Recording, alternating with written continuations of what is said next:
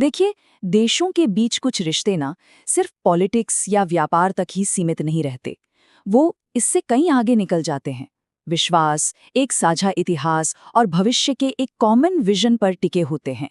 और भारत और संयुक्त अरब अमीरात की कहानी तो इसका एक बेहतरीन उदाहरण है, जहां पर्सनल केमिस्ट्री और स्ट्रैटेजी एक साथ चलती हैं।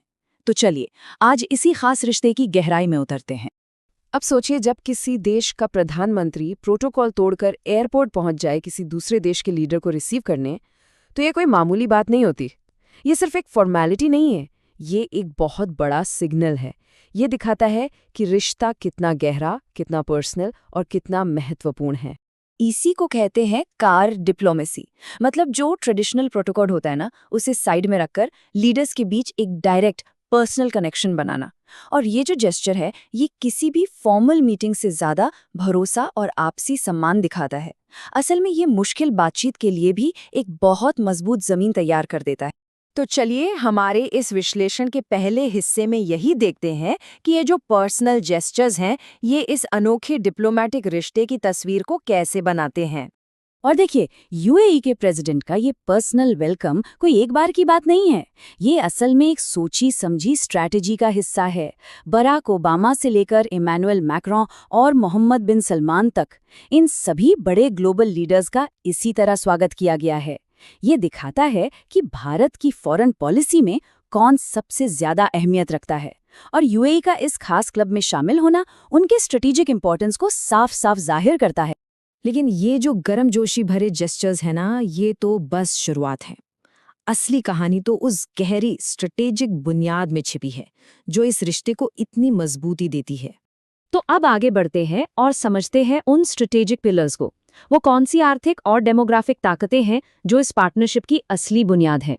$85 बिलियन, जी हाँ, $85 बिलियन, ये है भारत और यूएई के बीच का सालाना ट्रेड। और जब से 2022 में सीपा यानी comprehensive economic partnership agreement sign हुआ है, तब से तो ये आंकड़ा और भी तेजी से बढ़ रहा है। ये दिखाता है कि दोनों देशों की अर्थव्यवस्थाएं कितनी गहराई से जुड़ी हुई हैं। पर बात सिर्फ सामान या पैसों की नहीं है, बात लोगों की भी है। 3.5 मिलियन यानी 35 लाख भारतीय यूएई को अपना घर मानते हैं। वो वहाँ की सबसे बड़ी एक्सपैट्रिएट कम्युनिटी हैं। और ये सिर्फ लेबरर्स नहीं है, बल्कि डॉक्टर्स, इंजीनियर्स, बिजनेसमैन हैं, जो दोनों देशों के बीच एक जीता जागता पुल है। और पता है, ये लोग हर साल $20 बिलियन से भी ज्यादा भारत भेजते हैं। और ये जो इन्वेस्टमेंट का फ्लो है ना, ये एक तरफा नहीं है।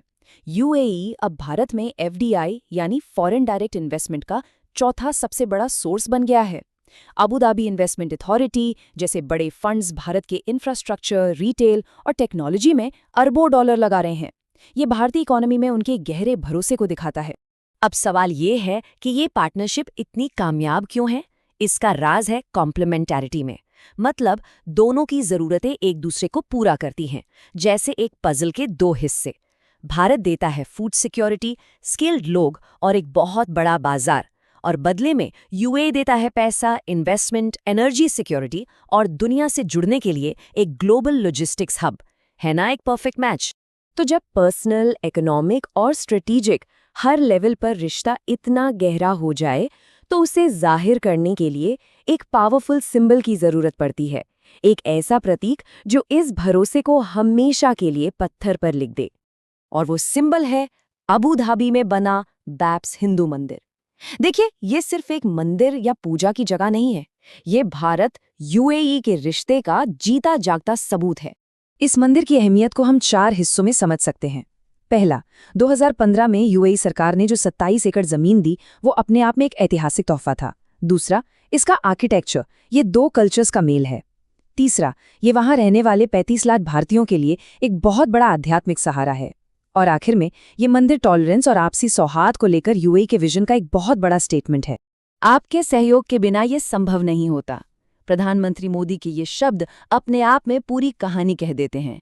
ये दिखाता है कि इस ऐतिहासिक प्रोजेक्ट को पूरा करने के लिए यूएई की लीडरशिप का पर्सनल कमिटमेंट कितना मजबूत था। ये डिप्लोमेसी से कहीं आगे दोस्ती की बात है। और भरोसे की ये जो मजबूत नींव है ना, ये सिर्फ सिंबल्स तक ही सीमित नहीं है। अब इसी नींव पर भविष्य की इमारत खड़ी हो रही है, ऐसे ठोस समझौतों के जरिए जो आने वाले कई दशकों तक इस रिश्ते को एक नई दिशा देंगे। तो चलिए अब आखिरी हिस्से पर आते हैं और देखते हैं कि कैसे ये पार्टनरशिप अपना अगला चैप्टर लिख रही है, नए समझौतों और नए स्ट्रेटेजिक मूव्स के साथ। हाल की विजिट्स में तो जैसे समझौतों की लाइन लग गई है। Bilateral investment treaty, digital payments को जोड़ना, एनर्जी सिक्योरिटी डील्स, और इन सब में सबसे बड़ा और महत्वाकांक्षी है IMEC, यानी India middle east Europe economic corridor. एक ऐसा जबरदस्त प्रोजेक्ट जिसमें UAE एक बहुत ही अहम कड़ी है। अब ये पार्टनरशिप सिर्फ दो देशों के बीच की नहीं रह गई है, ये जियोपॉलिटिकल हो चुकी है। I2U2 ग्रुपिंग को ही देख लीजिए, जिसमें भारत, इजराइल, UAE और अमेरिका साथ हैं। दोनों देश आतंकवाद के खिलाफ मिलकर लड़ रहे हैं। और तो और OIC यानी इस्लामिक देशों के संगठन में भी UAE ने कई मौकों पर भारत के लिए डिप्लोमेटिक सपोर्ट दिखाया है। ये एक बहुत गहरे स्ट्रेटेजिक अलाइनमेंट का सबूत है। तो कुल मिलाकर कहानी क्या है? भारत UAE का रिश्ता कई लेयर्स वाली एक गहरी पार्टनरशिप है। इसमें पर्सनल केमिस्ट्री भी है, इकोनॉमिक फायदा भी है और एक कॉमन स्ट्रेटेजिक विजन भी है। ये सिर्फ एक और द्विपक्षीय रिश्ता नहीं है, बल्कि ये 21वीं सदी की पार्टनरशिप का एक मॉडल बन सकता है।